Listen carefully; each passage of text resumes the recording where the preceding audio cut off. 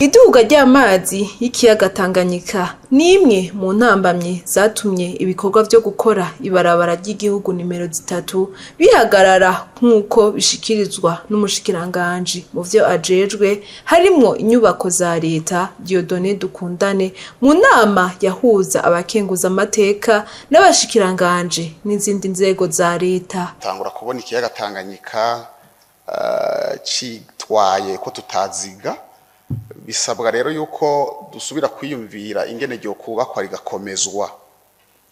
Ivyo rero byaratumye dusubira kugiranira ibiganiro bituma ha gukora ibirometero 45 turavye amafaranga ya mbere yari yatanzwe.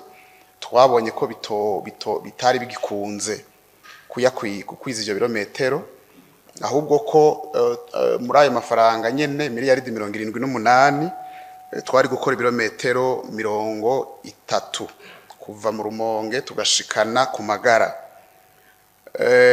Ivyo rero tumaze kubibona uko twaciye dusaba muri leta yuko botwongerereza amafaranga gana miliyaridi 18 kugira ngo ijya societe yari kirubaka rijya barabara ishobore kurishikana ku Magara. Dieudonné Dukundane arahumuriza abenegihugu ko ivyo bikorwa bigiye kubandanya. Ibintu rero naho bihagaze turizeye yuko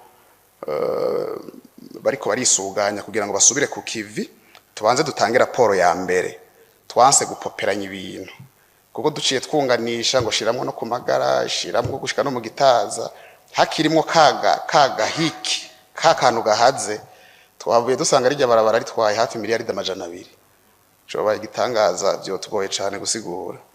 Rero twaremesha bene gihugu icatumye bihagarika kwari kugira duhagararire inyungu z'igihugu n'inyungu zabo. Mwomenya ko ibirometero vyemeranijwe n'ubwo bushikiranganje n'ishira hamwe Sojeya Satome ryahawe isoko ngo rikore iryo barabara ari ibirometero 200, ni kuvuga kuva mu Rumonge rigashika mu Minago bivanye n'uburyo bwatanzwe.